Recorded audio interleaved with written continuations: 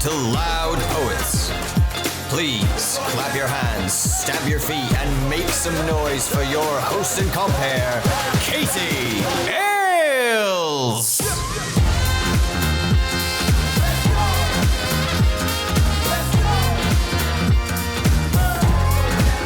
Hello and welcome to the Loud Poets St. Andrew's Slam!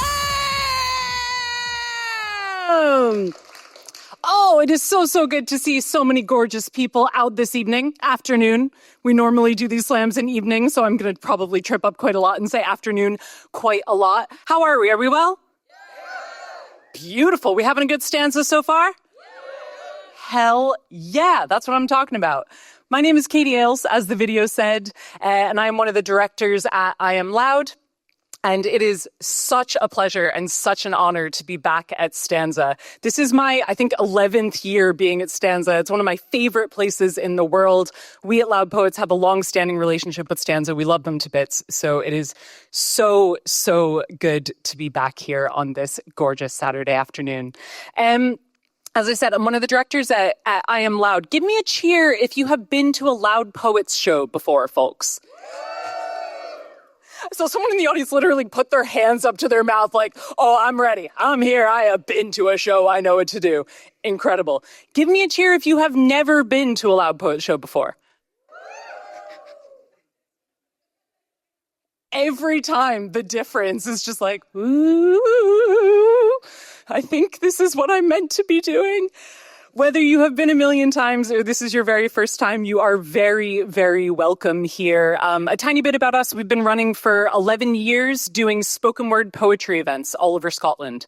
So we run showcases in Edinburgh and around the country, showing off performance poetry, spoken word, work that's designed to be heard out loud and embodied poetry out loud, effectively.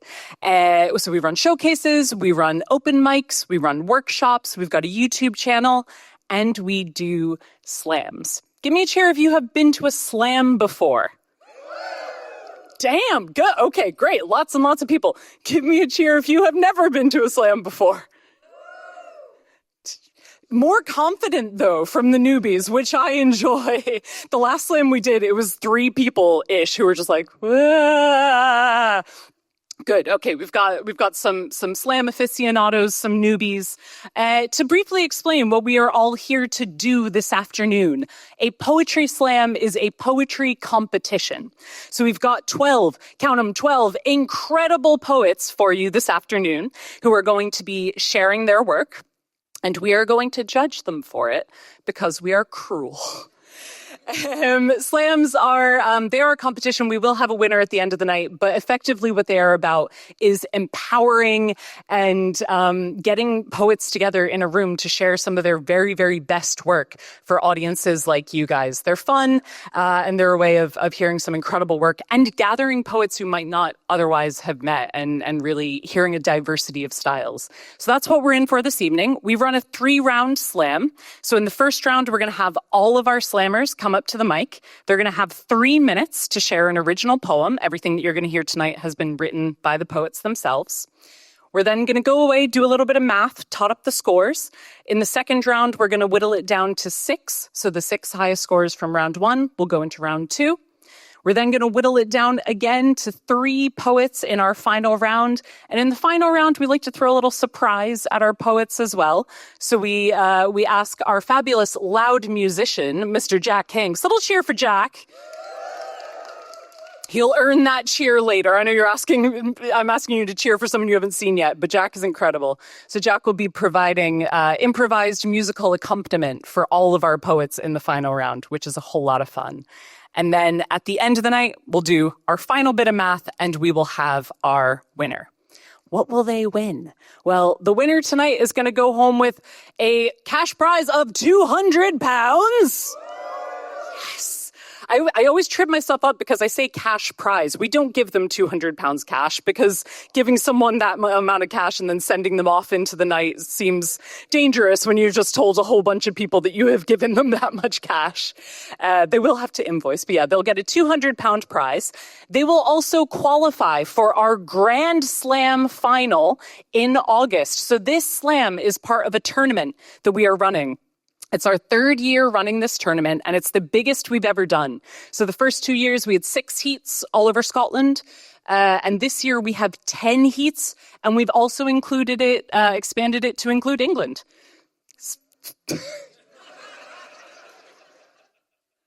That's on me.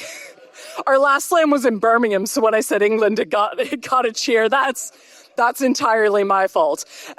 We've expanded it out. England is joining in the party this year. So we've got 7 heats in Scotland and 3 in England. And the winners of each heat will go on to our Grand Slam final, which takes place in Edinburgh in August with a very prestigious, fantastic festival centered on books, which we cannot yet name because the program hasn't been announced. But it is very exciting, do not doubt that. And the winner of that event gets a Grand Slam final prize of £3,000, which, if you know anything about poetry or money, it's a fucking lot of money. We decided to make it that high because page poetry, published poetry, does have equivalent prizes like that. But spoken word, there isn't really anything equivalent, or there wasn't. And we think spoken word is feckin' awesome. We think it deserves a prize that big. So that's why we have that prize. But, £200, $3,000, The real prize is that gal over there. Give a wee cheer for the Loud Poets belt. Oh, God, give a wee cheer for the Buyer Tech people. I mean, that's what I'm talking about. A little key light on the belt. There we go. We definitely did not invent an entire slam tournament competition in order to buy a wrestling belt. No, Creative Scotland. That's not how that, no. She's shiny and we love her. But yeah, that is how it's going to work. Those are the prizes. How are we going to judge these poets? So judging art is always a silly thing. We keep it simple. So the poets are going to be judged on the quality of their writing, the text of the poem, and the quality of their performance, how they communicate that poem to you. So nice and simple.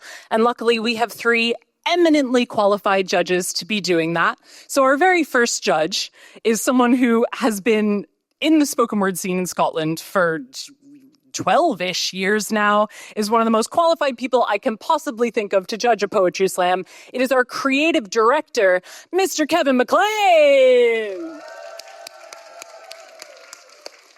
He is also grumpy because for the past 11 years, every slam we've run, he makes me judge it because I have a PhD in poetry and he thinks...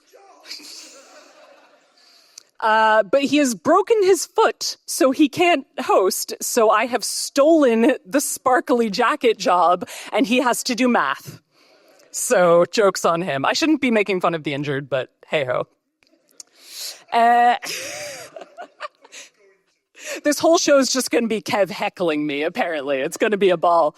Our second judge, we always like to, when we're partnering with a festival or an organization, ask someone from that organization to help us judge. So our second judge tonight is on the board at StAnza. It's the fantastic Tim Cresswell. Tim, in addition to being immersed in the poetry world and doing his own poetry goodness, has also experience of the North American slam scene, which is a terrifying beast. I have this accent. I've only ever done one slam in America, and it scared me shitless, and I will never do it again. So Tim knows those vibes. He might end up being our Simon Cowell. We'll see. We'll see how tonight goes. Our third judge this evening is one of my favorite poets in the Scottish scene right now. Just brilliant writer and performer. And also for the next hour and a half, clock's ticking though, our reigning St. Andrew's Heat champion, it's Donna Matthew!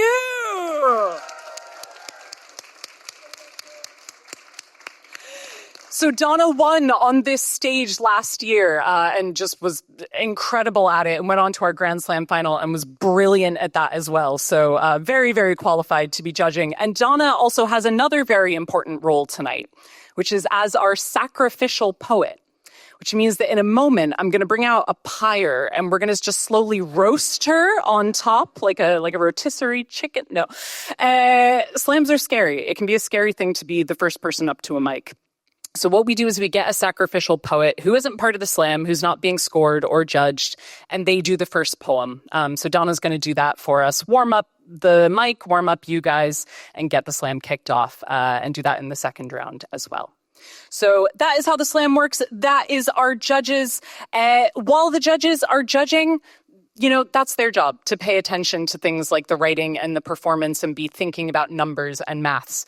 You guys, I don't want you to worry about any of that. Slams can be an intimidating thing for some of our poets tonight. It might be their first time ever doing it. So I want you guys just to give them all the love and all the support that you can. Do you guys think you can do that? Y'all, you're good. You're good. But this is the Loud Poet Slam. I know it's a Saturday afternoon. We're not quite late night. But do you guys think that you can do that? That is what I am talking about. So the only thing that remains here is for me to share the names of our slammers. That's the wrong sheet of paper. There we go. Not my grocery list. We have milk. I don't. So, why is it in my pocket? All right, so your slammers, as I said, we have 12 tremendous slammers. St. Andrews, I'm going to read you the names of our slammers. And I know you guys are a lovely audience. You're probably going to want to applaud after each one because that's what kind, lovely people do. But we have a limited frame here. We don't have a lot of time. So I'm going to ask you to hold your applause till the end. Is that good? Groovy. You're already doing it. Perfect. Your slammers who will be performing in this order are C.D. Boyland, Dorothy Polgar, Emma Colston, Essa Flett, Hannah Linda Hamilton, Heather Rose, Jomo Callum Cali, Jude Firesong, Katia Wheatron, Lilia Hakam, Sid Ozalid, and Tracy S. Rosenberg. Give it up!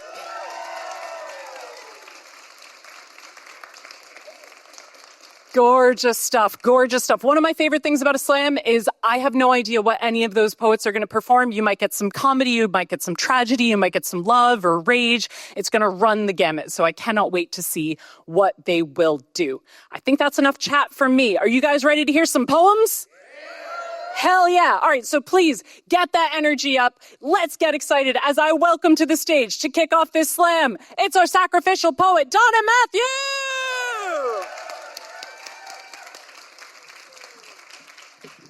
Do this mic thing.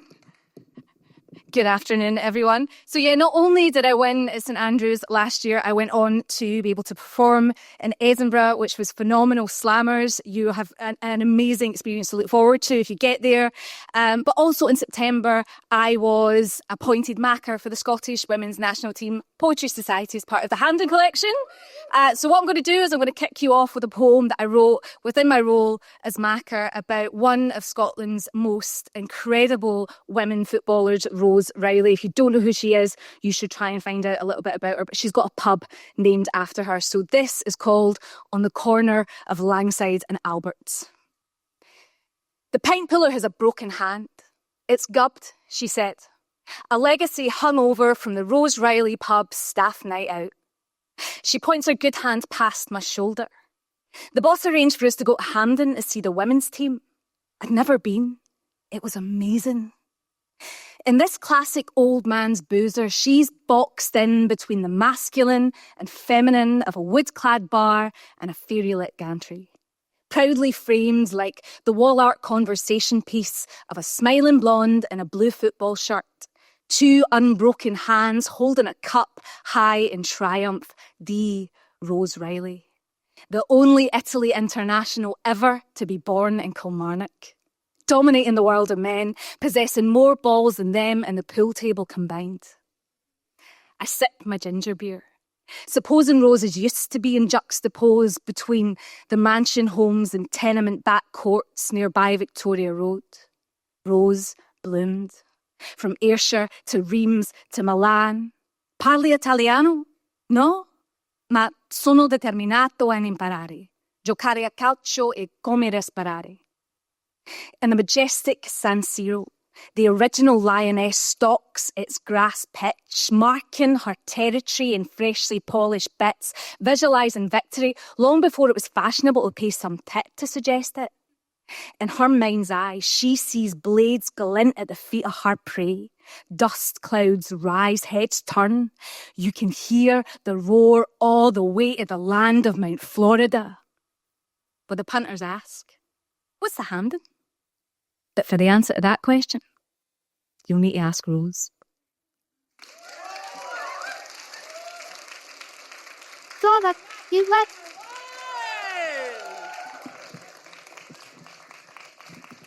And see why Donna took home the belt there.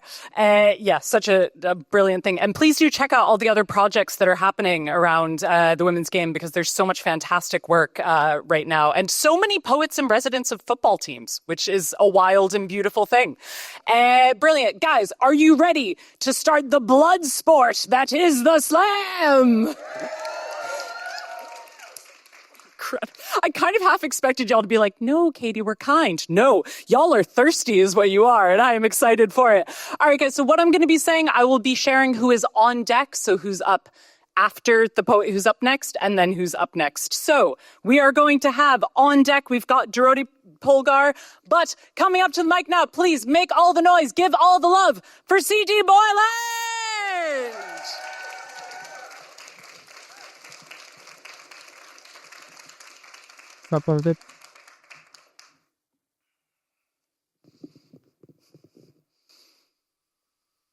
In memory to victims of HIV in England in the 1980s and everywhere, this is Saint Sebastian.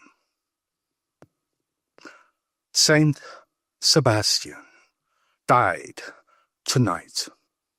It wasn't on the news or in the papers. They tied him to some park railings in a hospital blue nightgown and shot him full of arrows. Left his wounds to blossom in beautiful possession of everything but life. He'll die again tomorrow night. This morning, he was Anthony or Mark or Brian. Now they are all Sebastian, and each will die. Mothers holding back their tears as they knock the arrow, draw back the bow, let fly. Bodies hang, apostrophized from bindings, eyes empty of all possibilities but death. A child brings home a painting of Saint Sebastian in the playground, crucified against the climbing frame, eyes bright blue, a beatific smile red, fletches on the arrows yellow, the sense somehow conveyed by painted swirls of a soul ascending, heaven waiting. His parents burn the painting in the garden late at night and talk about moving away. One time, the arrows failed to find a fatal mark. A body's carried into hospital where they withhold all medication till there's nothing they can do but leave him lying in an empty room where he surrenders all his beauty. Wounds become open mouths, purple lipped that speak. Sic transit gloria mundi, they say, but no one's listening. Afterwards, they burn the arrows, burn the bed in which the body lay, bury the ashes in an unmarked grave, discuss whether to burn down the hospital, decide not to in the end, but empty it of anyone living, shutter the windows, lock and bar the doors instead. A cloud of arrows hangs waiting over a busy street. One may fall, then two and three at once. Whomever they strike is now Sebastian, and will die.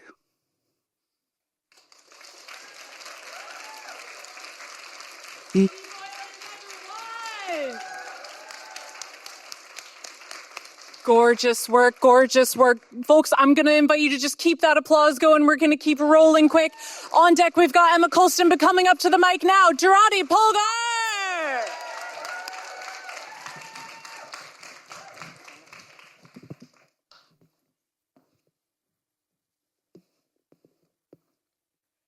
The final word of this poem is welcome, and I'd like to invite you all to say it with me. I will signal that it's coming up by doing this, and then when I do this, it means that we're ready to say it. introducing myself. I waited 17 years to introduce myself, to hold out my hand, straighten my shoulders, unbury my head enough to show my eyes, to not feel ashamed for wanting to disappear every time someone asked, "What's your name?" You see, some names are not welcome once they cross borders. They are defined differently, and people define you accordingly, and as mispronunciation is more entertaining than empathy. Tell me, how does a girl explain to her peers that the 5-letter daisy chain on her birth certificate was threaded with love, given with the promise that she'll always belong? My name was a childhood, an autumn that arrived in early April and fell beneath heeled ankle boots that blended with backdrops of shedding leaves, and ran across them, listening to how bravely they let go of their pain and pronounced change in nature's cradle-like crackle of an accent.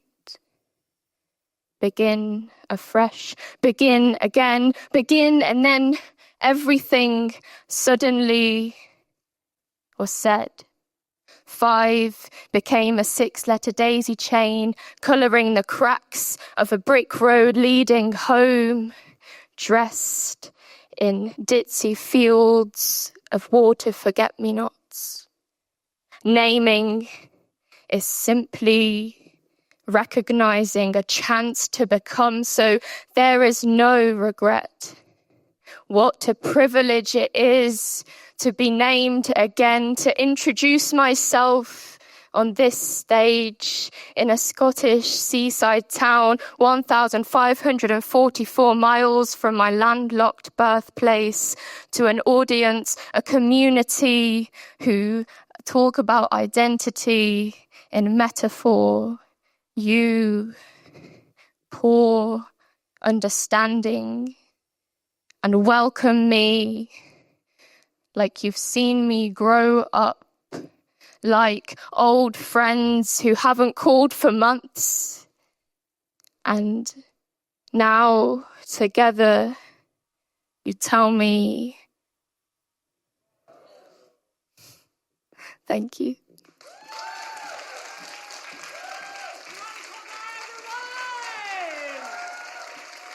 Stunning stuff. Folks, please keep that applause going. On deck, we've got Essa Flat, but coming up to the mic now, it's Emma Colston! Hello. The smell of smoke brings forth no alarm, for me anyway, because I'm a social smoker. Everyone knows the best secrets are spelled in the drinks in the sanctuary of the smoking area. Let us confess what we cannot utter in the sacred sanctimony of the pub. If the women's toilets are filled with so much love, a stranger will literally glue my eyelashes back on for me, then the smoking area is the, can I say something mean, older sister? And the secret to enter this holy ground? One word: twos.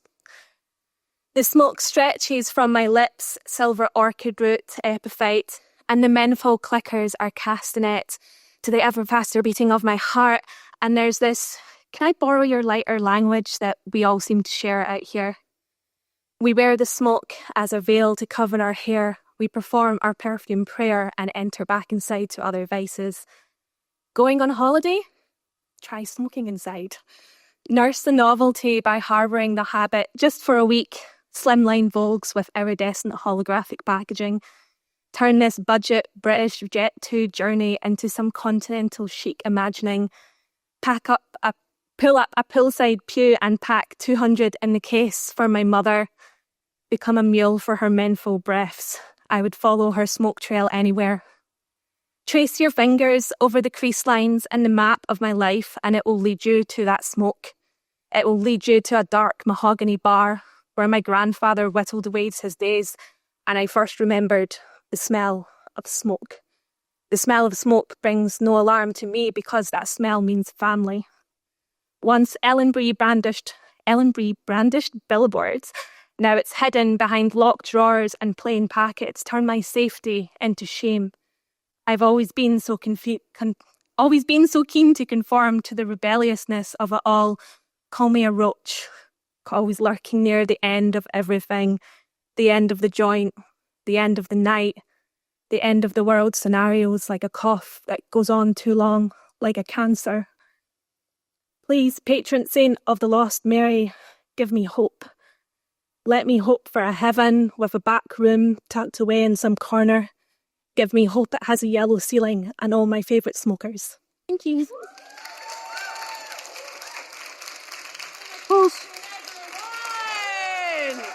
Gorgeous stuff, gorgeous stuff. Oh, they're already getting ready. On deck, we've got Hannah Linda Hamilton, but coming up to the mic now, it's Asa Flat.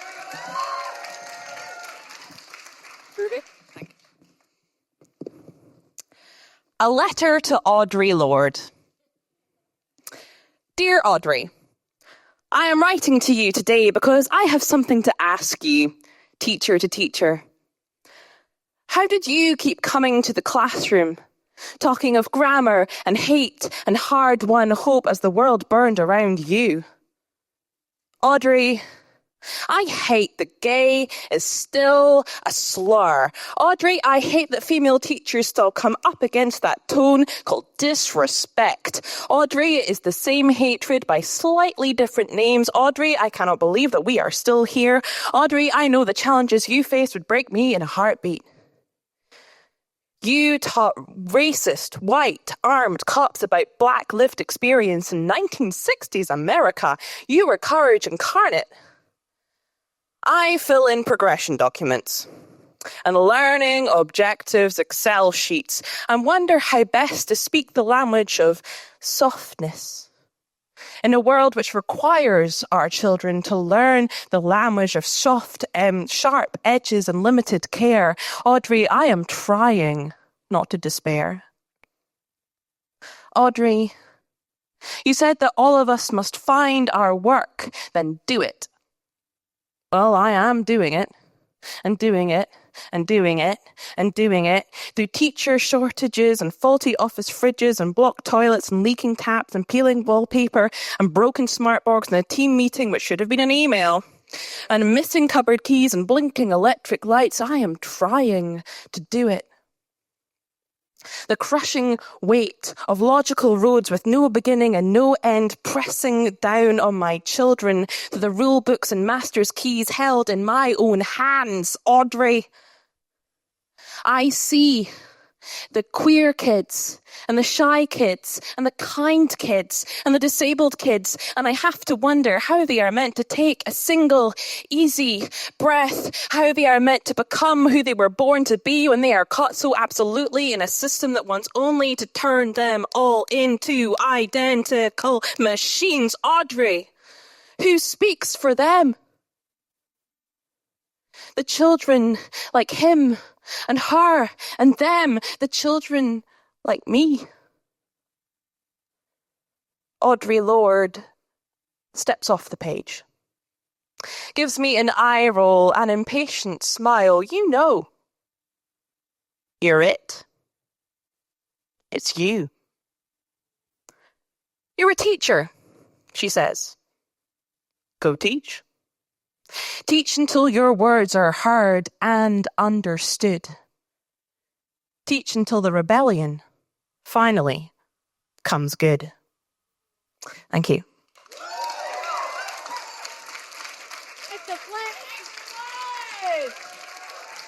Hell yeah! On deck, we've got Heather Rose, but coming up to the mic now, it's Hannah Linda Hamilton! I think we're about the same. This is a public service announcement for the misuse of funds. 100,000 faces filter past 100,000 more. The opposable possibilities, this is not what your thumbs are for. Thumbs are not for scrolling, thumbs are for having fun.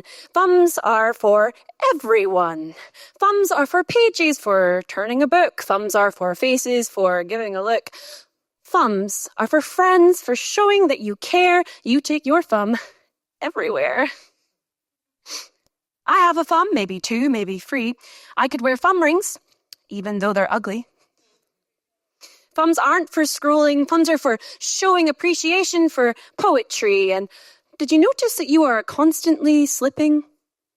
Drowning in rewards and misgivings, wishing that fulfilling was as easy as IV dripping. Content insipid into a nervous system, vicious and time-resistant. You cannot and will not subsist on this. People change 100 times a day. Fat, skinny, pimples be gone. Fake a jawline, fix your posture, whiten your teeth, smile more, exude black cat energy, healing energy, be an alpha, sigma, beta, be reborn, or rediscover your inner child. We are contorting life until it hangs like pearls on a gooseberry bush. And decrying pride, boasting artistry, I look at myself in the fisheye of the false pearl. Life is wider this way. Think of the things it teaches me to say, like, fuck, my mind is mush. It is being smushed. This is not what thumbs are for. And think if you didn't have your thumb anymore, then you couldn't really scroll, could you? You'd have to stop with your Instagram and your Tinder and your TikTok and see if I was to come and eat your thumb. Num, num, num. Then you couldn't do it anymore. You'd be done. There is no being content. There is no being in content. You couldn't hold a smartphone with your bloody stumps. It would fall right through. And that would actually be better for you, in my opinion. Think, the wonder of that first look up, the elation, the world, all of this sensation, looking at what the mind is made for. But no, you have to succumb, you have to want more. And so if you see me coming, you had better run, run, run. Because if you don't turn that shit off, I'm gonna come, and I will eat your thumbs. Thank you for listening. Have a lovely day.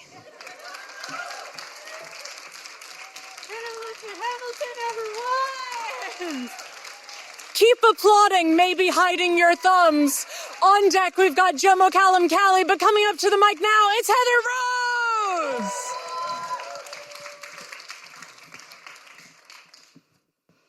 There has been a murder. That scream, that thud, you heard her. It's the gay part of me, the queer part of me, the great clothes with rainbows that wholeheartedly where whole parts of me has been killed because I now have a boyfriend. The autopsy has currently reached no conclusion, but the chalk outline of my gay time is causing some confusion. That dusty white powder, politely plucked from clouds, or something else producing rain as chalky truths get washed away from all I'd drawn and built myself for. According to you, detective this or that, chief officer on this case, you tap your black pen thoughtfully, shine shoes are tightly laced, you roll unseeing eyes, this case an easy solve. You question whether current corpse ever lived at all. For if she's dead before my eyes, then she has chose desired side to be. It's just biology. They all pick one, that is just fact, smirks detective this or that. My pals mourn me at my wake, outsiders outing me as fake, because queer and bi girls cannot enjoy kissing soft curves and more masculine musky worlds without accusations. They unfurl their identities for one person. Like we are balls of string adorns the solving wall of detective this or that. He takes his coffee black, no sweetness, he wants to pick apart my pieces, and my piece cannot be bought by booking. He wants to solve me just by looking. Detective this or that's been cooking up a suspects list. Lead perpetrator he proposed is my own name, self-imposed. Clearly here the victim chose her man, her mate, her fate. My identity incriminates. It's easy to assimilate clues corroborating the killing of my pride. Well, if that's shot, then I'll list off all the other things that died, all the hiding, tried confiding, internal this or that deciding, fear wave riding, my tongue biting, being told to be grateful for just surviving. Or hugs at pride. a rainbow of smiles, reminders that queerness is more than just trial. And yet I'm on the stand, black or white demands, claims that my killing was at my own hands, this or that, hidden or attacked, string ball unfurling or so tightly packed, I am lost in that twine, dead or alive, girls or guys, binaries such a blithering bore.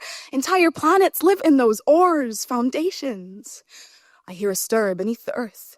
Murdered part of me awakens because it's never this or that detective. There was no murder, just lacked perspective and silencing sweethearts' subjective ways in which they love. Detective, retire. You're choosing a side. This entire time, I have been alive.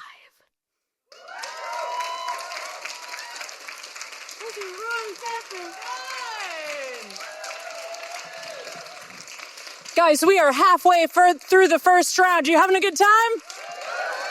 Hell yeah, me too. On deck, we have Jude Firesong, but coming up to the mic now, start it up again for Jomo Callum Callie.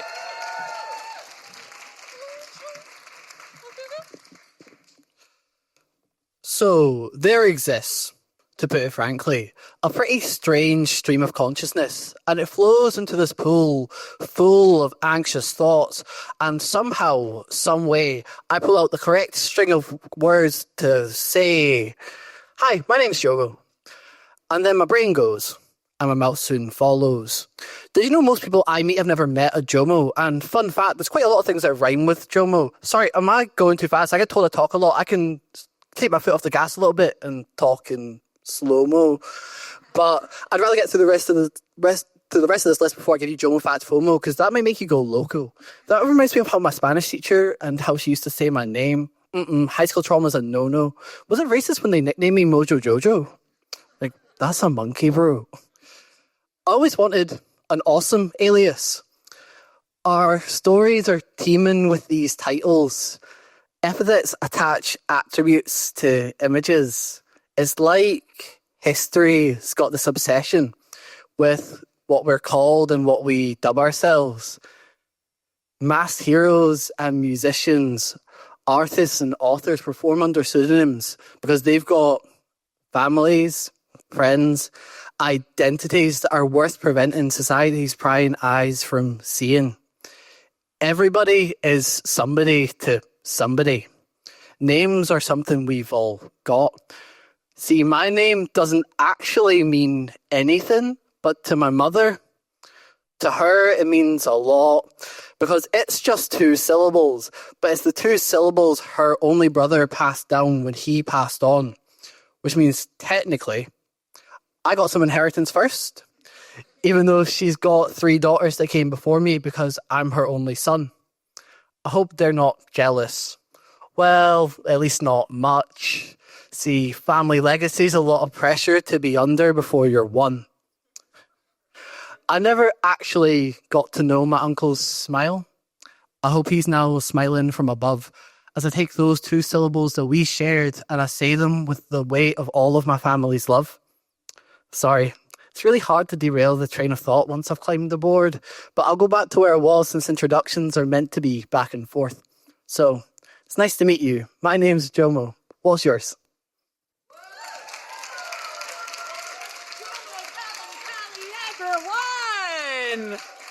Folks, on deck, we've got Katya Wheatron, but coming up to the stage now, please give a warm welcome for Jude Firesong.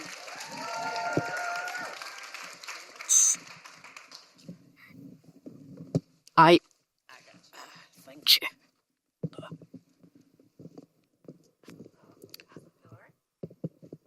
Yeah, that's fine. Okay, so no one's done trigger warnings before, so I'm going to skip that. But one thing I absolutely should do before I start this one is tell you that this is what I call a mostly verbatim poem, which means I need to preface with the disclaimer of the first 2 lines are direct quote, "Don't at me." Heaven is a place where I have my cock inside of you. It's a surprisingly profound thought for the depths of grinder, white soul, discreet headless torsos, disembodied cocks, and straight-acting, straight-looking, straight-passion jocks, beyond all suspicion, looking for same, for fun only, no strings attached. They say they're looking for someone who is real, serious, decisive. They don't want no time wasters, no psychers, no mentally redacted, no more charity cases, no chubs, no femmes, no fads, no heels, no sachet, no limp wrists, no purses, and most definitely no trans. Except when they're like, I love fucking boys with pussies, they really turn me on. I love transsexual and cross-dresser. I'm bi, so you are the perfect hybrid. Or, my ex-girlfriend was M2F, like you. Confused transmask noises. Yes, of course, I know you're a man, that's just it. I'm just being nice and treating you like a woman, like you want to be treated. Or, you're the same once you've got the bag over your head. They're all just so curious, they have but one burning question. They'll simply implode if they cannot ruin your precarious peace by asking, what do you have down there and how do you fuck? It's rare to meet a trans person, they tell me so. You should take the opportunity to educate others, or who is the bigoted one, really? I guess they're right, I must be the sensitive one here. Surely they mean no offence as they scream. Are you a girl? I'm gay because I like dick. Do you have a dick? People here like dick, not pussy. You are the one who is ignorant. All while sporting usernames like kindness always wins over meanness. But the sharpest cut of all comes as the keys of another man of trans experience, one who doesn't believe in all of these newfangled non-binary theories. We should be brothers. We're more alike than he cares to admit. So he just brands me fat, pathetic, crazy, deluded. Thank you. Keep eyes on everyone.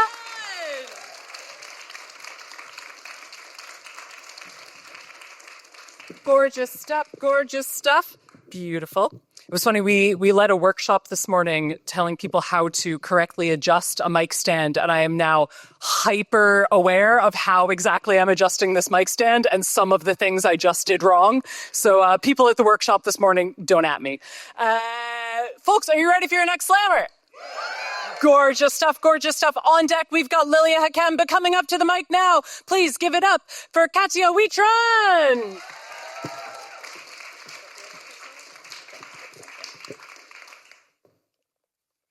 The Immigrant Song. My grandma was an immigrant, fled to the States 30 years ago. Growing up around her, I learned immigrants spoke broken English, if at all. They lived cramped in 3-bedroom houses, sharing lives with families that are not their own. Immigrants had factory, farming, low-wage jobs. You could tell them apart by their out-of-fashion, tacky clothes. My grandma was an immigrant. All the English she ever learned was how to say, I don't care, to anyone that tried to argue with her in a language she didn't know. I am an immigrant. Expats, I think they call them when you're white and privileged and you come from the first world. But I am an immigrant. Here, I learned immigrants had both degrees and minimum wage jobs. They spoke broken English, but also 2 languages or more. Immigrants are foreigners everywhere they go. They are haunted by the question, where is home? They learn to grow roots in temporary soil, how to be certain when you're not, what it's like to be a pinpoint, what it's like to be a stereotype, what it's like to not be a stereotype, what it's like to hold your own when the drunk guys at the club tell you you don't look Mexican and expect a thank you in return. But even the earth never stays put in one place. Maybe we were born to move. I wish I learned all these things before. Maybe I would have understood my grandma more. Now I know what it's like to forget things. The words cutting your throat when all you can do is single point. Hope that someone understands. What if no one understands? Now as the music starts, you think you've heard this tune before. And when you hear the unmistakable batter cry, you finally understand why it's called the Immigrant Song.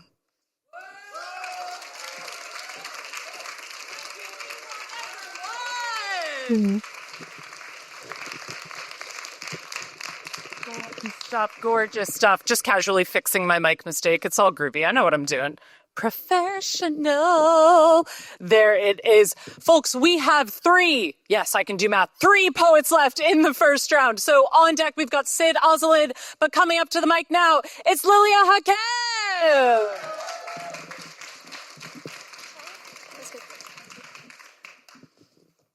Hello. One day I will be, I tell myself. But repeating that phrase alone is not enough to become. Let me tell you about the forest of letters, and we'll have some fun. I draw my eyes closed to sink into the plushness of my seat, like yours, yet I'm floating on a cloud so sweet, unreachable, and the rhythms start to sweep the volume up. Press play. Sit back, relax, and enjoy the display. I'm replaying my dreams, painting worlds as I sleep. The sky shimmers its sparkling waves of blue, and there she is. My eyes are glued. I hear my voice projected on stage. Words pour out to the audience engaged. Fine poetry, I gasp. My jaw sits agape. And on the table there sits a familiar shape. A novel, but it has my name written on the nape. My gaze traces past the screen to the side of my chair in awe as my littered letters fall from the dream, sewing themselves into the soil like hairs. I rub my eyes and blink twice. Some already spurting out the ground, green grass that will last and make the birds dance around. Gasping in glee, the wind celebrates with me. I am now one with who I am meant to be. My seat takes off, leaving the screen behind. My voice echoes wide across the golden sky, cheering me on as my smile extends for miles. I let the freshness of air tickle my ears. The chuckles I free, leaving a trail in the sky as they waltz with the orange hues. A performance up high. Immortalized like Gretel's breadcrumbs to remind me where I came from.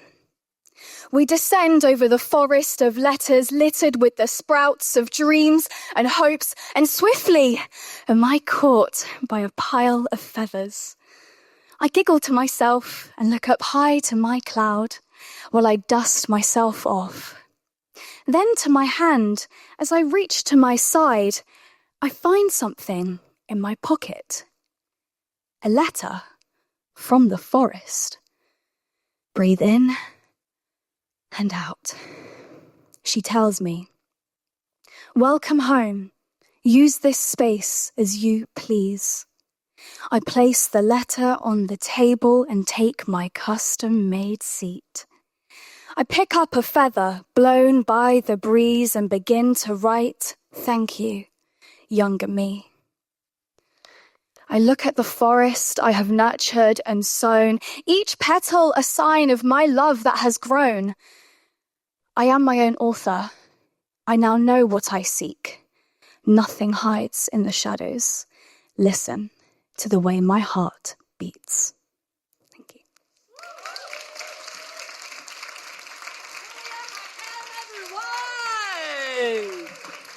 We have 2 slammers left, so on deck is Tracy S. Rosenberg, but coming up to the mic now, give all your love for Sid Ozalid! Hang on there. You're right, Harry. Yeah.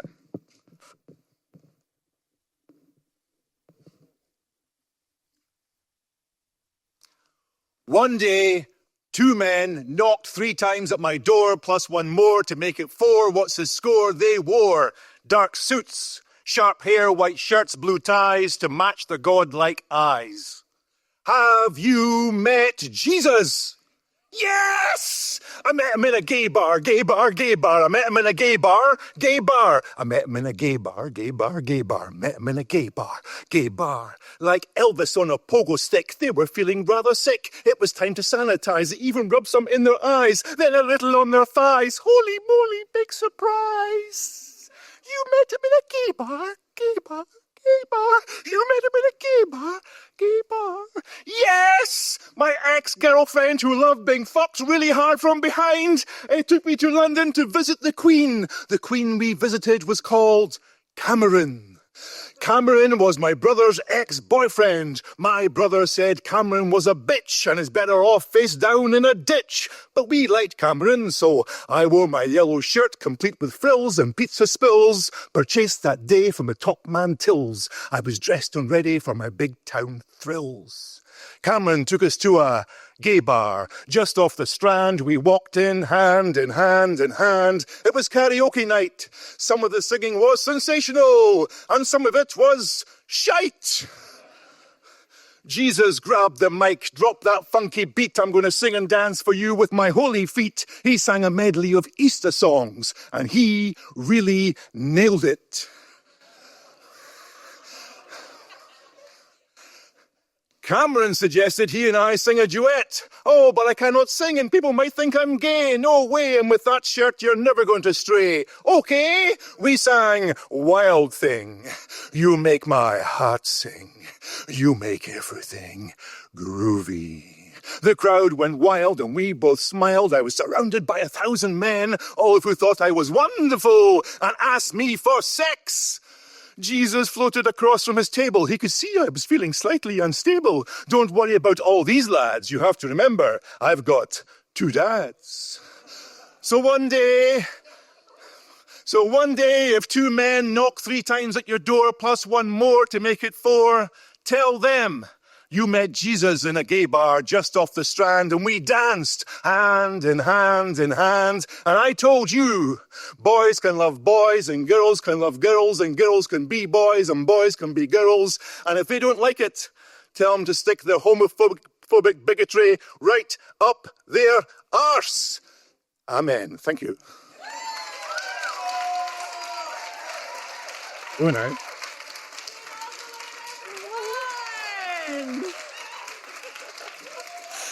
Folks, we have one more poet in the first round. I want you to keep it going. I want you to build it up. I want you to welcome to the stage Tracy S. Rosenberg.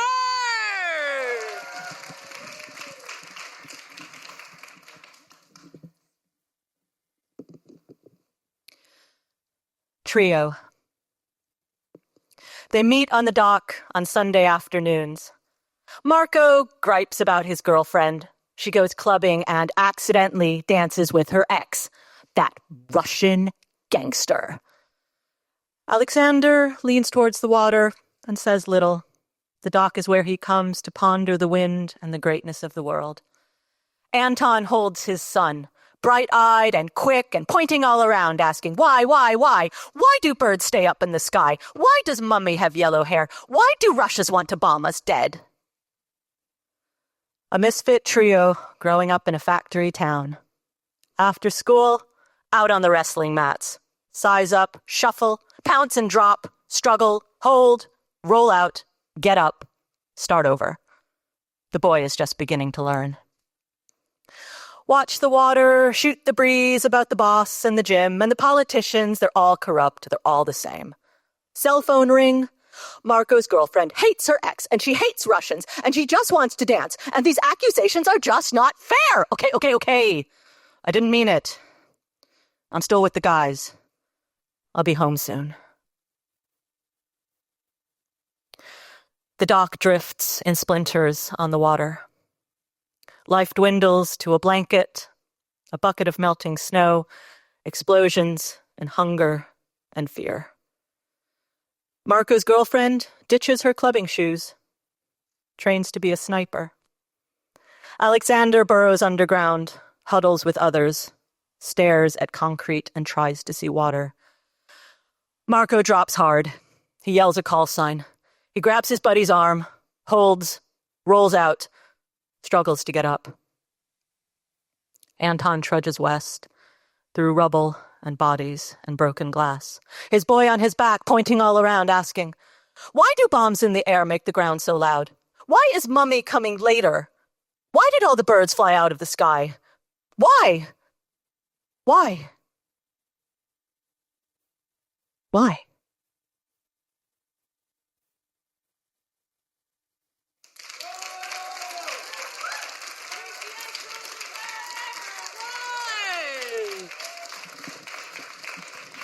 hot damn. Folks, can we have a massive round of applause for all of your first round slammers?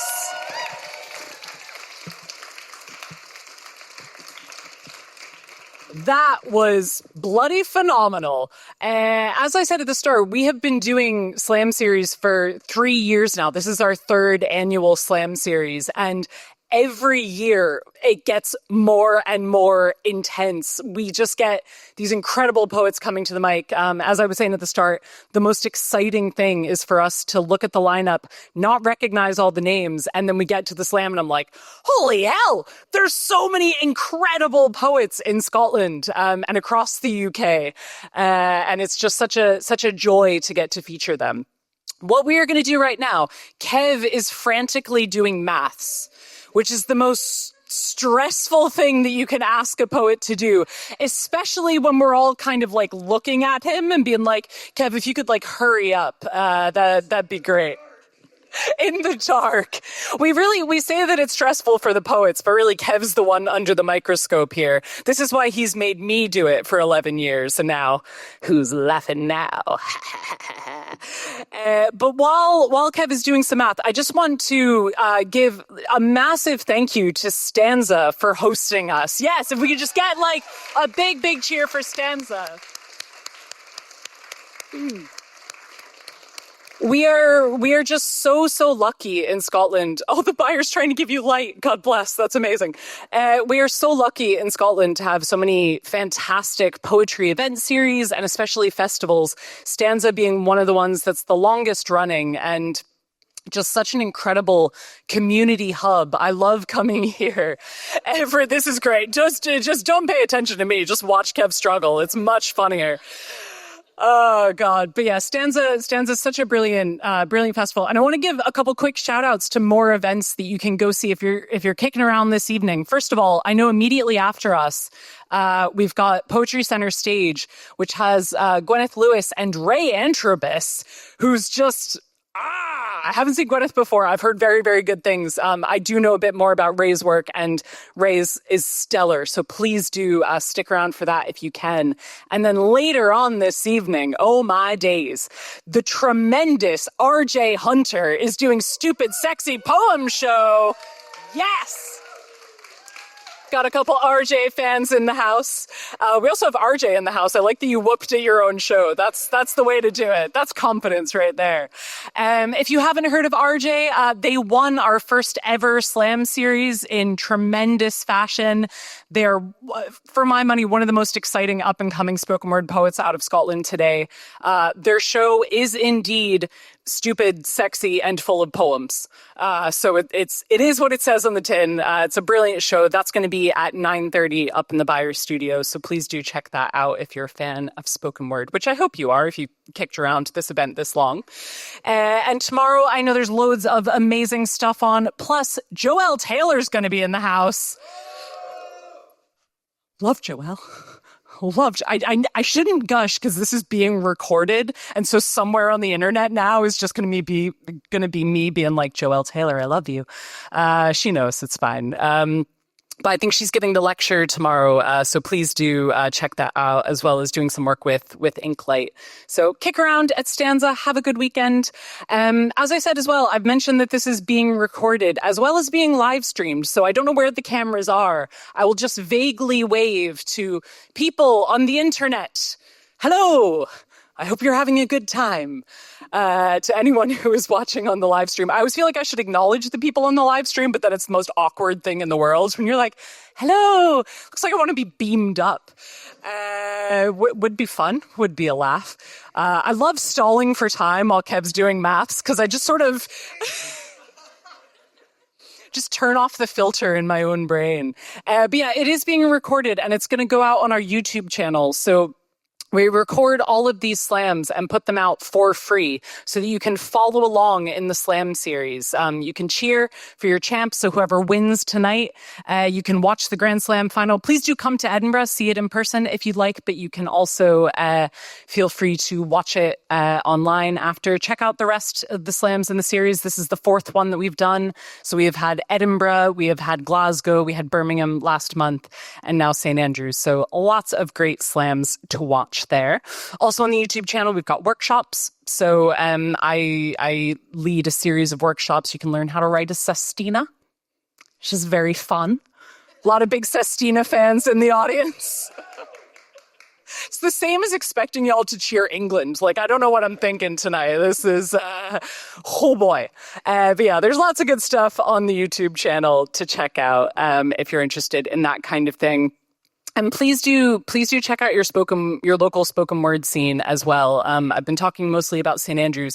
Scotland is so rich in spoken word.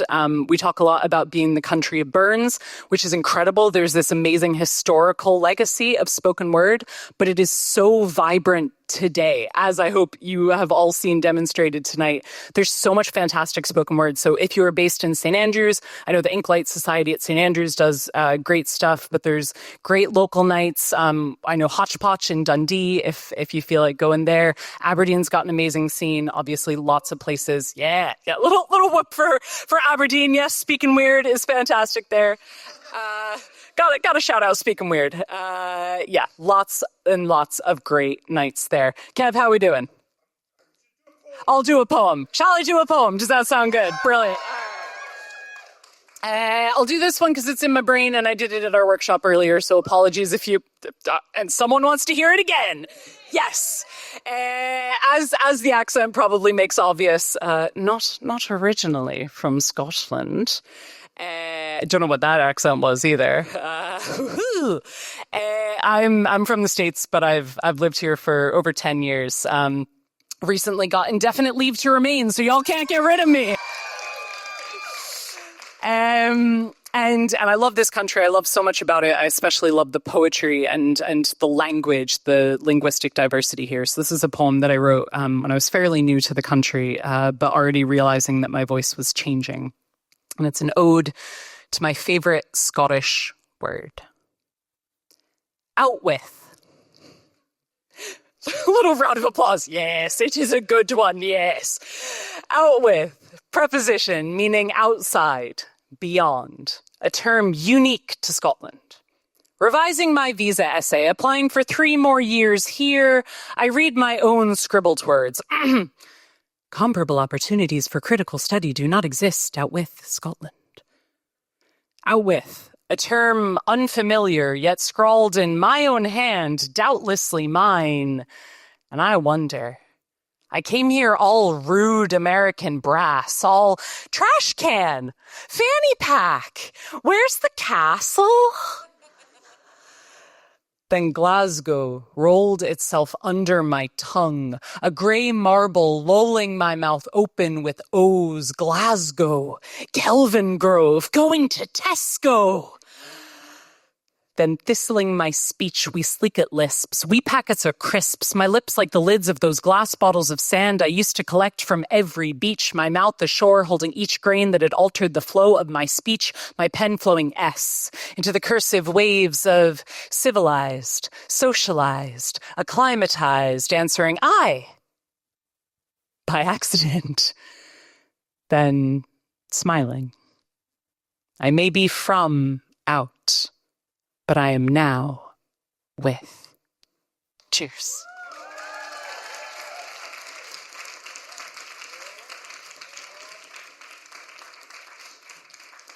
Gorgeous stuff, gorgeous stuff. All right, folks, we have who's through to the second round. I won't waste any time, but before I want to read that out, I just want to reiterate how phenomenal every single first round poet was. All of our performers tonight, massive round of applause for everyone. Fabulous stuff. If you do not make it through, please do not be discouraged. Tonight has been bloody brilliant, and I cannot wait to hear more from everyone in the future. That being said, here are your 6 slammers. Are you ready? Audience, you ready to hear? So reading in this order, we reverse the order for the second round. Reading in this order, we will have one big clap at the end, y'all. Tracy S. Rosenberg, Sid Ozalid, Jude Firesong, Heather Rose, Dorati Polgar, and C.G. Boyland.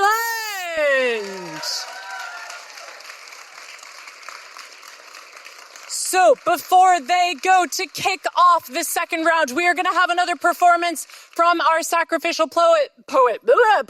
Please welcome back to the stage the tremendous Donna Matthew.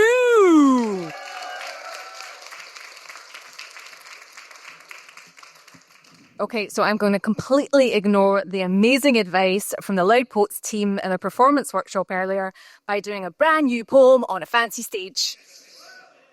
So I want to tell you a little bit about my last Saturday night, the 8th of March. It happened to be International Women's Day. This is the explanation.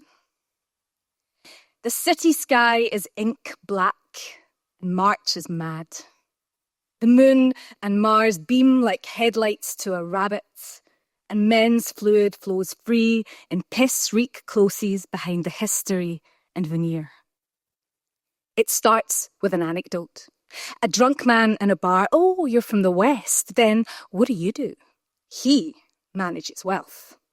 The first time he shuts me down is for being too political. I deign to suggest that we pay taxes for well-resourced public services. Without taking a breath, he goes on to explain why Trump and Musk are toxically masculine. The irony gets lost in his vape, which he smokes like a nervous tick, quick draws and blinks as he clicks the button on the patio heater. My friends are now sisters with his missus, planning future drinks and swapping numbers. I am not of this coven, and it takes effort to stay present as ice melts into the tap water in my tumbler. Is it my disconnect? My expression which suggests he's lost my respect, or is it that I'm pretty? 4 women and a man in a patio bar, and he's talking at me. I float up to the moon and Mars, an intrigued Venus observing myself below. My eyes grasping for the middle distance, his not giving up. There's some invisible forces at play because I meet his gaze. Fawn, smile, nod, even though I don't rate this knob. In 2016, Rebecca Solnit wrote an essay called Men Explain Things to Me. She starts with an anecdote.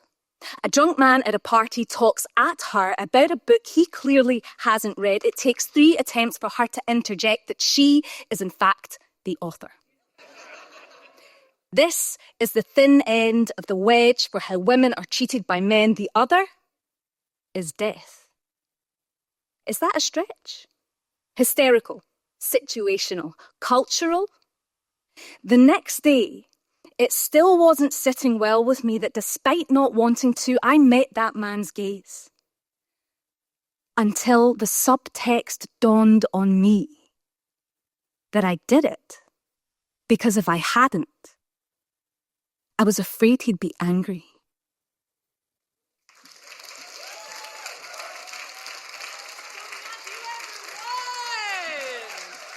Folks, let's keep that applause going as we start off the second round of our slip. There you are. I was like, oh God, where's she gone? On deck, we've got Sid Ozelit, but coming up to the mic now, it's Tracy S. Rosenberg.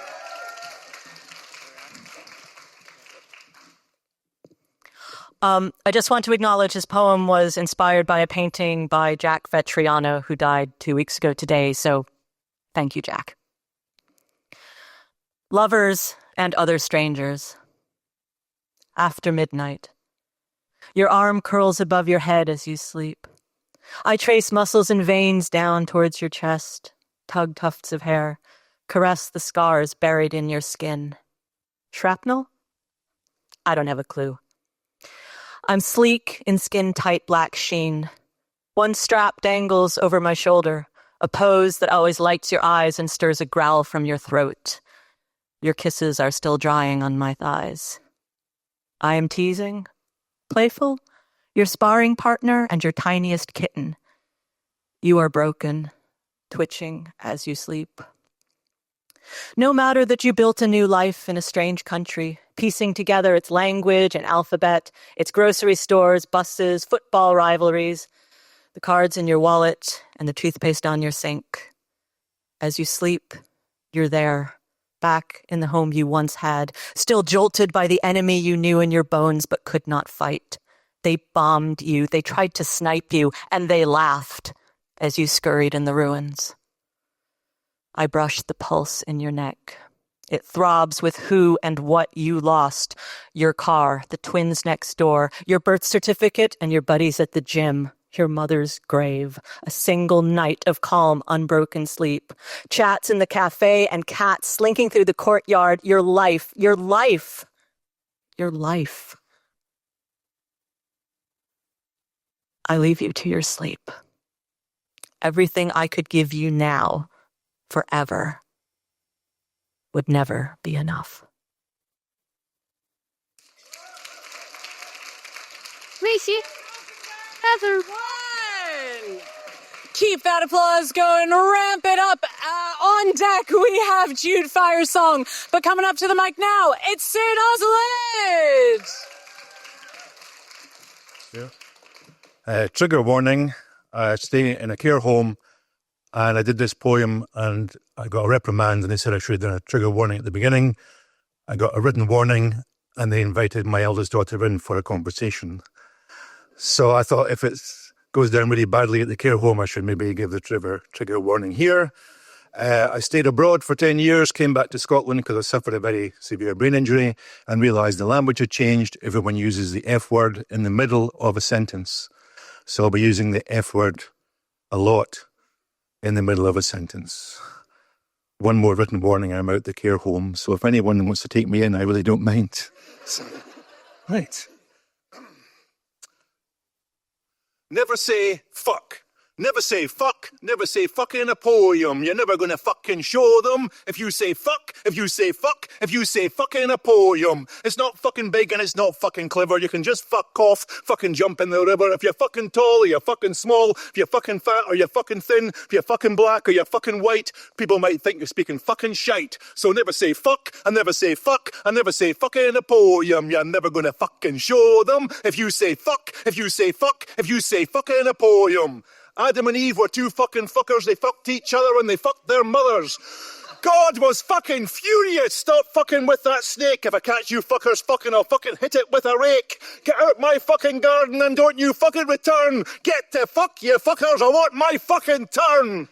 So I'll never say fuck, I'll never say fuck, I'll never say fuck in a poem.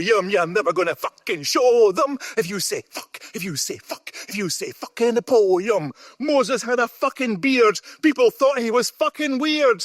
Come on, you fuckers, fucking follow me. I'll fucking part that fucking sea. Then I'll clear up that fucking mountain. God's fucking words I'll be fucking spouting. Don't fucking fuck thy fucking neighbour's wife. And don't fucking kill that fucker with a fucking knife. And don't you fucking tell me any lies or I'll fucking fuck you up the fucking eyes. So I'll never say fuck, I'll never say fuck, I'll never say fuck in a poem. I'm never gonna fucking show them if you say fuck, if you say fuck, if you say fuck in a poem.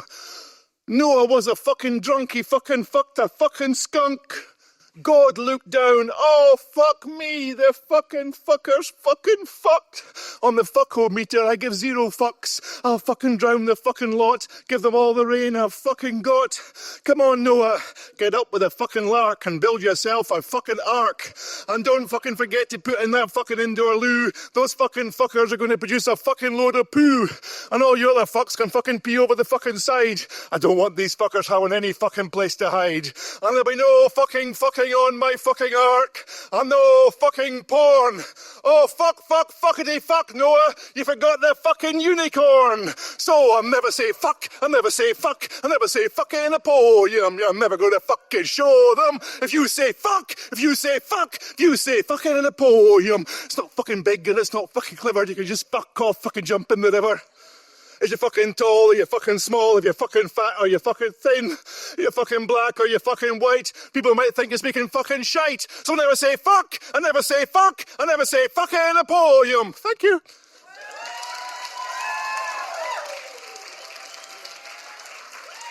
Wait, what else?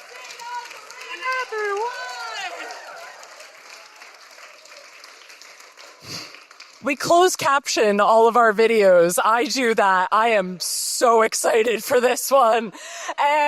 Guys, on deck, we've got Heather Rose, but coming up to the mic right now, give it up for Jude Firesong. Hello again.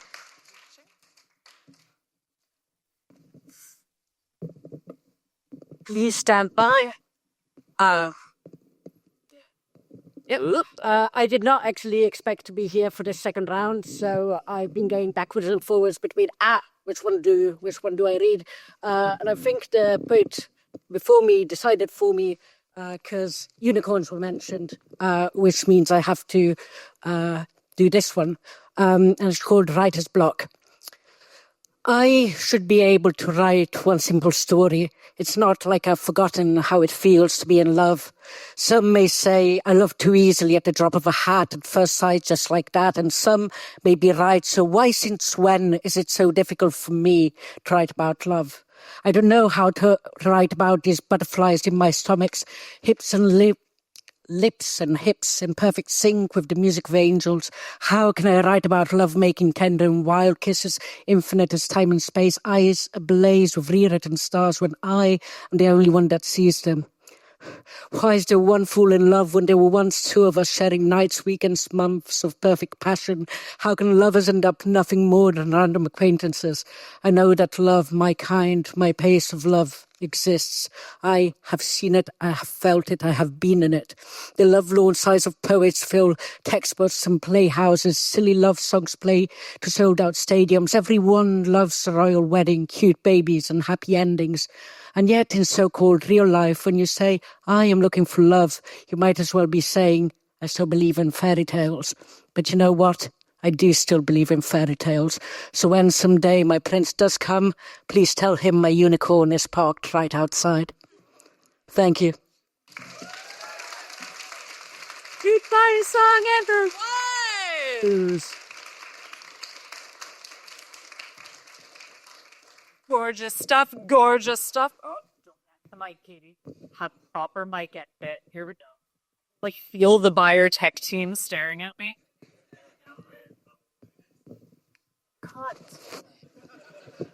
It's a very public way to have your inability to distinguish left and right, like, outed. That's, oh boy. Guys, we have 3 slammers left in the second round, so on deck we've got Girardi Polgar, but coming up to the mic now, please give a warm welcome for Heather Rose!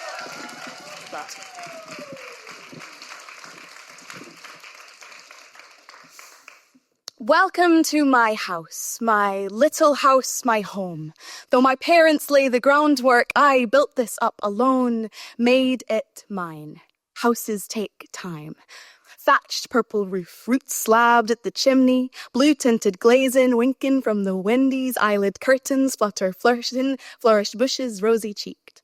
Water piping, smile, copper, approachability, my neighbors lean into me, claim I've just got this energy, and now you have the honor of touring indoor scenery, textured walls, my fair skin, tattoos, tatter, furnishing, feng shui strong, sofa squish thighs, from which you can't avert your eyes, bruises framed as abstract art, padlocked room hides humming house heart, muted, beating, candles lit, an ambience for internal bliss, while sly you try slip up my stairs, but I didn't say you could go there.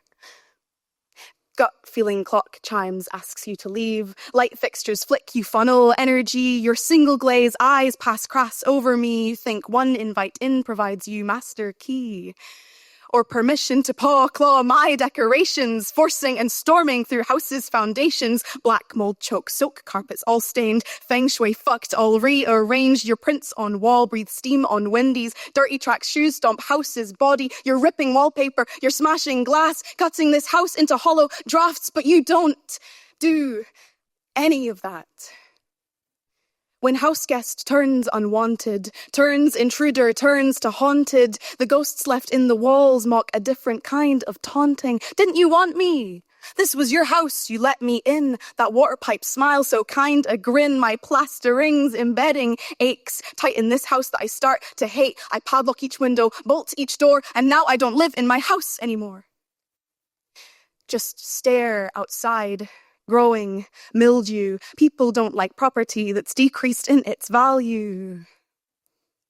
But when I repair this house, It's not for somebody to sell to, but for me to come back home without self-imposed blame. So I can say to myself again, welcome to my house, my little house, my structure, not built on fixtures of intruders that hurt her, but mending mosaic pictures of bright bricks and mortar. And where I smell death is a thatched purple roof. And where I see death is a rose garden bloom blue, windies not smashed, just closed meditating. And where I feel mold is just time to be taking, because houses take time and are not for hating. So I will take mine, and I'll be home later. Listen. Folks, we've got 2 poets left. So on deck, we've got C.D. Boylan, but coming up to the mic now, it's Gerardi Polgar!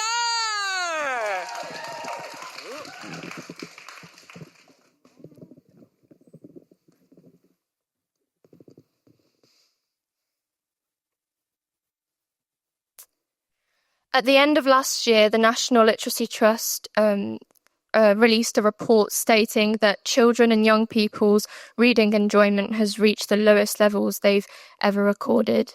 The futures of a generation are being put at risk. The futures of a generation are being put at risk. We put our phones on chargers every night, see their faces looking up to us from lock screens. We scroll through the day's headlines whilst bedtime stories sleep alone. Quarter of UK's 3 and 4-year-olds own a smartphone. Children's attention span shorter than ever. US public schools banned 10,000 books in most recent academic year. University crisis will see over 10,000 staff lose their jobs. Almost 200 Scots schools to close this month as teachers vote to strike. 200,000 teachers on strike. Costs will outstrip school funding rises. GCSE pupils been taught the alphabet amid literacy crisis.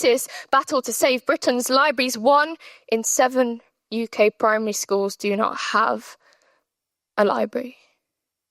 And after working overtime, who can blame us for being too tired to read into all of this? It seems investing in imagination is not as profitable as becoming shareholders in screen time and scrolling and silence. For promoting understanding is apparently too dangerous. We say that the future is in young hands, yet we haven't handed them the chance to feel pages rest against their skin, to absorb perspective of lyrics, cinema, live theatre.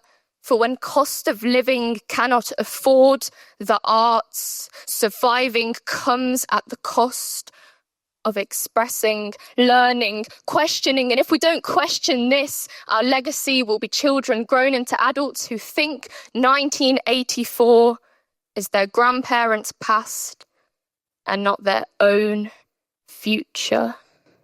The futures of a generation are being put at risk, and this is our alarm. We reach to press snooze, but see their faces on home screens have only us to look up to. And maybe if we wake up, we'll notice their hands are not reaching for phones, just reaching into a world that writes them off before teaching them to write for themselves. Just reaching for someone, anyone, to raise them. Thank you.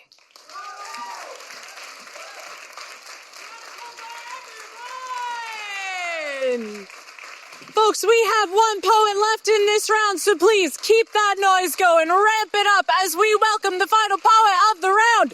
It's C.D. Boylan!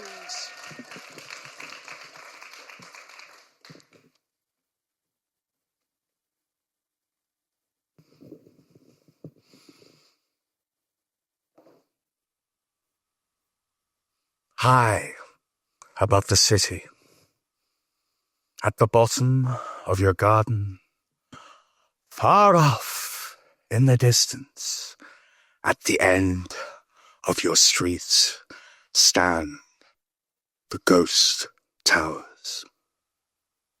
Nobody talks about them, but they have a looming presence that presses on your spine. Families light candles in the mornings and at mealtimes, place them on household altars with other charms and relics, coins and notes, citizenship papers and letters from the DWP.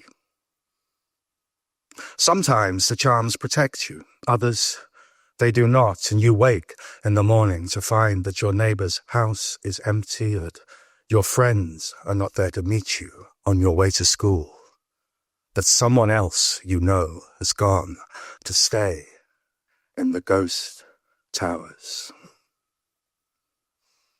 You see the spectral tenants of the towers in the streets and in the parks, transparent hands outstretched, calling out, reaching out for passers going by who mostly ignore them. After a while they fade and fail and fall between the cracks, and no one sees them anymore.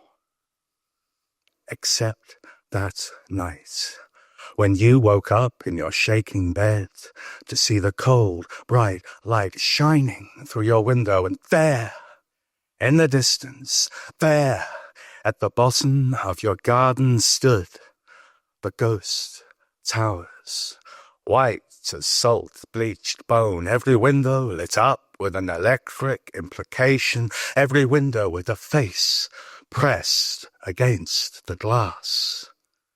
And you knew, though you couldn't hear them, every face had a voice, every voice was calling. Are we not your brothers, oh my brother? Are we not your sisters, oh my sister? Are we not your mothers, oh my daughter? Are we not your fathers, oh my son? Are we not your mothers, oh my brother? Are we not your sisters, oh my sister? Are we not your mothers, oh my daughter? Are we not your fathers, oh my son?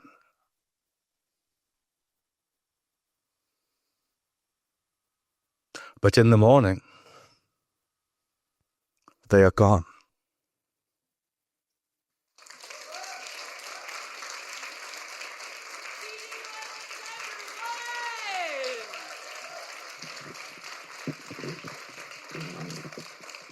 Gorgeous stuff, gorgeous stuff. Guys, can we just have another massive round of applause for all of your poets in the second round?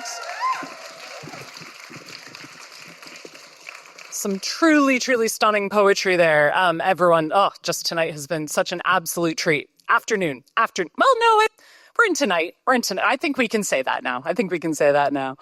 Guys, for the third round, as I mentioned earlier, we have an extra element that we like to throw in, which is musical accompaniment. So can you please join me in welcoming to the stage, Mr. Jack Inks?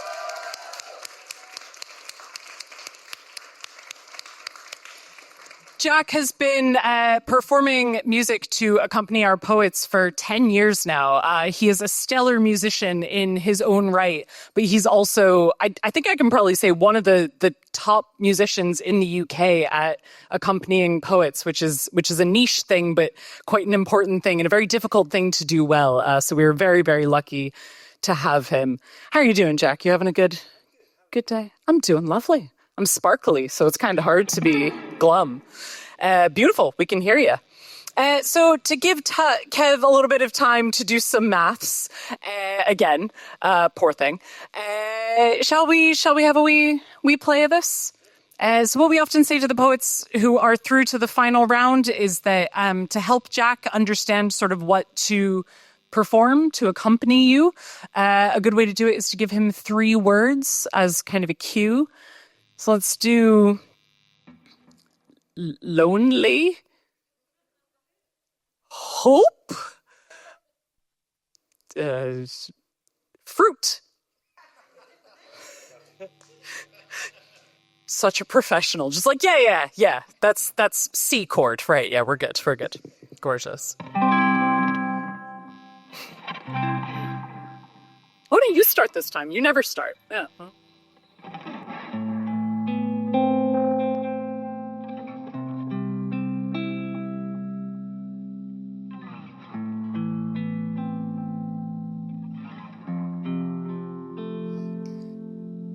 On the nights you are lonely enough to hold your own hand, clutch your knuckles tight. When your palms are empty clamshells, cracked and dry on the beach, missing their pearls, when your mind whirls with the same old fantasies, lover after lover in technicolor projected onto tired eyelids, reel after reel, you wishing they were real. When you scuttle the sidewalk like a naked hermit crab seeking a shell, when the swell of your dreams, that surging wild tide, meets levees and breaks, when the aches are perennial.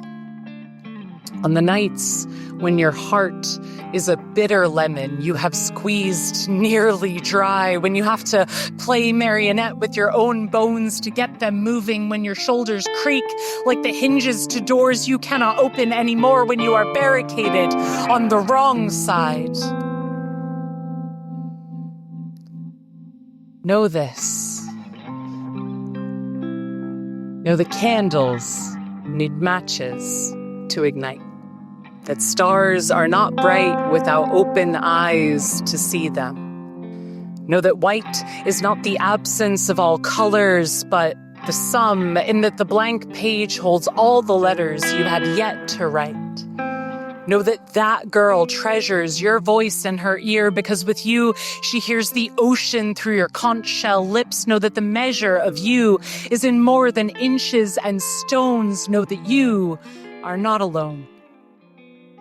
Know that the net is stronger for its knots, that you are not a misstitch but a pearl. Know that the curl of your sleeping body is the question mark to someone else's answer.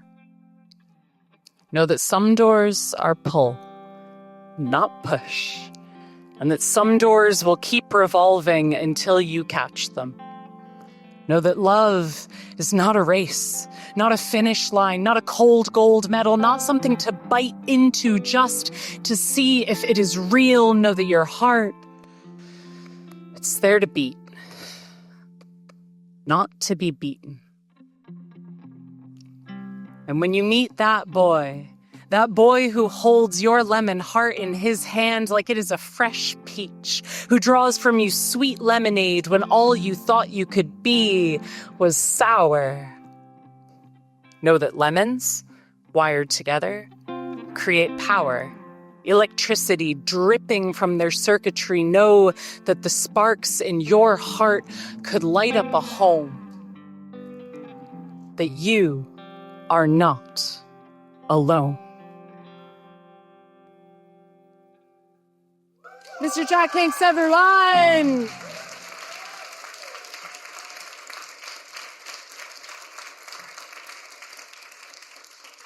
Beautiful stuff. Guys, before I read out who's made it through to the final round, can we just have another round of applause for everyone in the second round? Everyone was absolutely bloody phenomenal. Brilliant, brilliant poetry. All right, so I will let you applaud after each one for this. You've been an amazing audience, everyone. So, can we get a little rumble going? All right, your third round slammers, who'll be reading in this order, will be Girardi Polgar, Heather Rose, and Tracy S. Rosenberg. All right, we are just going to get stuck right into it. So guys, let's get it mounting up again. As we welcome to the stage, on deck we've got Heather. But coming up now, it's Girardi Polgar.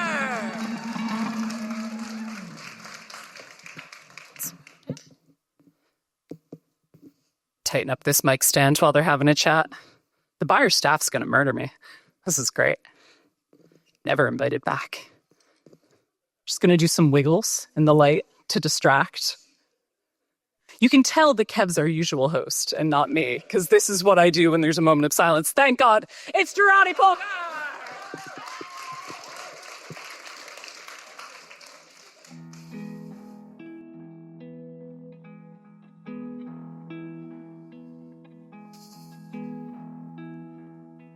My brother carried your name into conversation during our drive home yesterday. gently, apologetically. He does so every couple of months, randomly. Sorry to remind you, he always says, as though I could forget. He reminds me of you. His smile tickles the tips of his ears, his face becoming laughter that everyone laughs with, and he laughs with anyone. Just like you. You were so young. I knew it then, but now I see it in his scruffy haircut and oversized hoodies.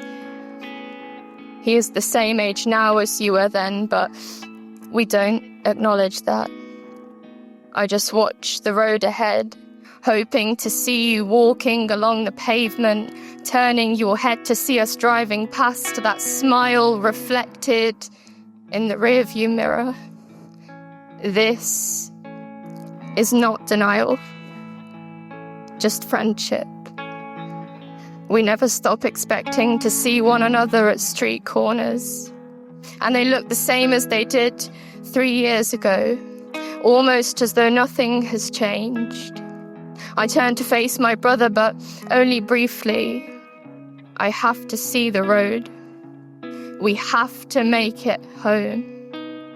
He asks if I'm feeling sad, but we're moving past street lights that keep the park open for the lads playing football deep into the sunset. From this distance, you are one of them, running with your arms stretched out wide, your fist beating triumph onto an embroidered dream on your chest.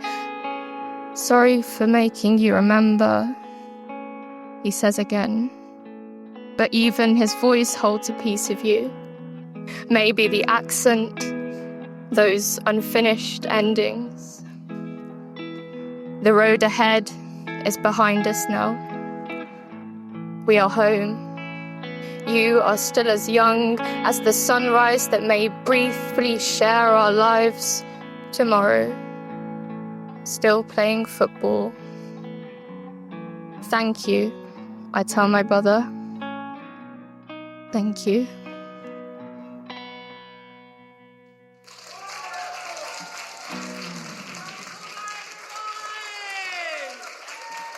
Folks, keep that applause going for more stunning poetry. On deck, we've got Tracy Rosenberg, but coming up to the mic now, it's Heather Rose! Which means that I'm going to shugle a little bit more. Shugle, I mentioned out with shugle is my second favorite Scottish word. Anyone have any favorite Scottish words they want to shout out? We. I use we all the time. It really confuses my family. Yeah. I was home for Christmas and my mom was like, what do you want me to do with these leftovers? And I was like, I'll just like whack them in the wee fridge over there. She's like, what are you whack them?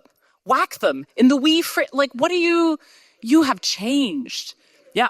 Yep. Heather, we all good? We groovy?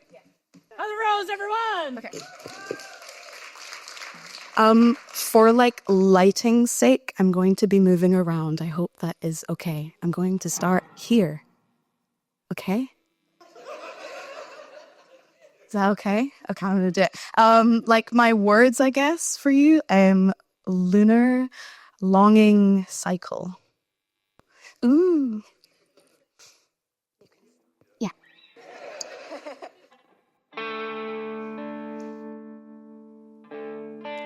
I love you, but I cannot say. There is not a single day or dappled ray of sun to change my ways. Like moon phases, I must eclipse my waning, because I have beamed for tides before and I do not want to drown again. Let us remain tepid water. Splashes speckled in stars, stars speckled in your eyes, I ache in your sea. Shipwrecked, I scream, this is how it has to be. Salty, sore in solitude, the moon finds no mercy. We can stay casual on paddle boats as we float away to speckled dots, longing wordlessly. My vessel's shore feels unworthy of your footprints I unmap. Unearthing sandy treasure buried unfurls this lunar heart heavy that is to die. To silence my love for you is the necessary sensory deprivation. My moonbeams, my tidal screams I fostered individually must breathe alone. But why try hide a sun in shadows? My moonbeams, my tidal screams I fostered individually must breathe alone is the necessary sensory deprivation. To silence my love for you, that is to die. Unfurling this lunar heart heavy on Earth's sandy treasure buried, I unmap, feeling unworthy of your footprints, my vessel's shore, longing wordlessly to float away to speckled dots on paddle boats, staying casual, the moon finds no mercy. Salty, sore in solitude, this is how it has to be. Shipwrecked, I scream, I ache in your sea.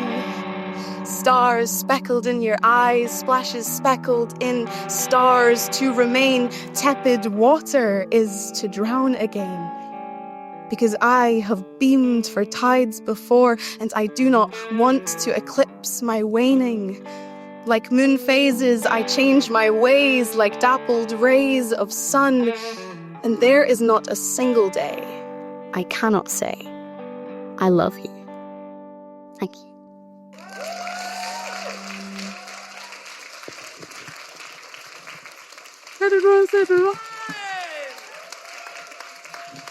Gorgeous stuff, gorgeous stuff. Keep that going. Build it up. Get it even louder. For our final poet of the night, it's Tracy S. Rosenberg. Talking to Jack. There we go. Gorgeous. Awesome. That's about right. Thank you. Forest. He's stumbling up an unfamiliar path. His body sways, still too light. He craves food, but his tongue tests every morsel for a sliver of glass. He reminds himself to breathe. Steady. Count. Hold. Release. His mind outraces him. The hills in this place lurch at odd angles. Hidden birds eye him. This stranger. Invader. He's taut, compact, always a little dizzy. His foot lands too hard. There's a flutter of panicked wings. He cringes behind a tree until it passes. The sky darkens. Through branches splayed like his fingers as a child when he tried to hold back sleep. At the threshold of his tent, he sits cross-legged, sipping coffee. No glass melts down his throat. Glitter is tossed in handfuls across the sky, and the birds are all safe in their nests. He sets the mug inside the tent, knowing he will never drink from it again, and zips the flap closed. He curls up on the ground, quivering. The wind tousles his hair, and the dirt smells lightly of chestnuts. He reminds himself to breathe, and he waits for the next bomb to fall.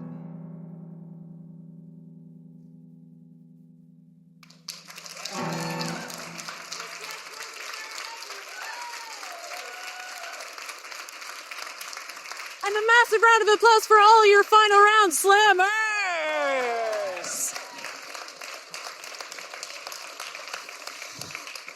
Hot damn. Y'all, man, I just love poems. That's absolutely outstanding. Can we get another round of applause as well for Jack? Phenomenal stuff. We're immensely, immensely lucky to have Jack. Guys, if what you have seen tonight, if you're like, damn, I want to do that. I want to get on this stage and do poems.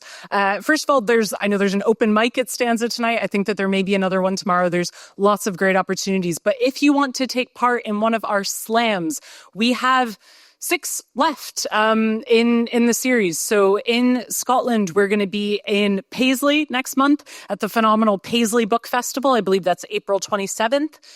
We also have slams coming up in Aberdeen and in Inverness as well. And if you do want to make your way down south, or maybe if you're based down south and you've just come up to St. Andrews for the weekend, we will be having slams in Bradford with Bradford Lit Fest and also in London. So lots of great stuff there. And please do follow along on the YouTube channel. There is so much brilliant stuff going on there. In a wee moment, Kev's taught up the math, but in a wee moment, I'm going to invite that was quick math. That was speedy math. Can we just have a round of applause for Kev, for long-suffering Kevin, for doing all the math tonight? Brilliant. Okay, so what we will do, Donna, actually, if I could ask you, as the reigning champ, to pass on the belt to our new champ. So if this is your last chance to wear it, to hold it aloft, to feel its heft. It is surprisingly hefty. Oh, I should have. We got to put a tag on that or something. So Donna will be passing it over. I will just be reading out our winner. So guys, let's start a rumble going. Every poet that you have seen tonight has been bloody amazing. What a goddamn slam. But our winner, the poet who will be going on to Edinburgh in the Grand Slam final, your new Loud Poet St. Andrews Slam champion is Durrani Polgar!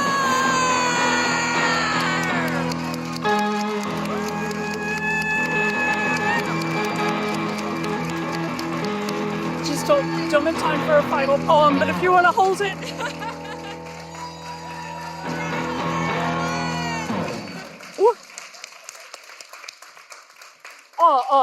We got to get the claps in there. Brilliant. Thank you so much to Durrani. I'm aware that we have hit our time, but thank you so much to all of you for coming out tonight. Can we have another massive round of applause for every single poet you have seen this evening? For the staff at the Byre who have been so wonderful looking after us. For the StAnza team who put on an incredible festival. For Mr. Jack Hanks. For Dave taking photos, for our judges, for Donna as Sacrificial, and for your beautiful selves. I have been Katie Ailes. This has been the Loud Poet St. Andrews Slam. You have been phenomenal. Good night.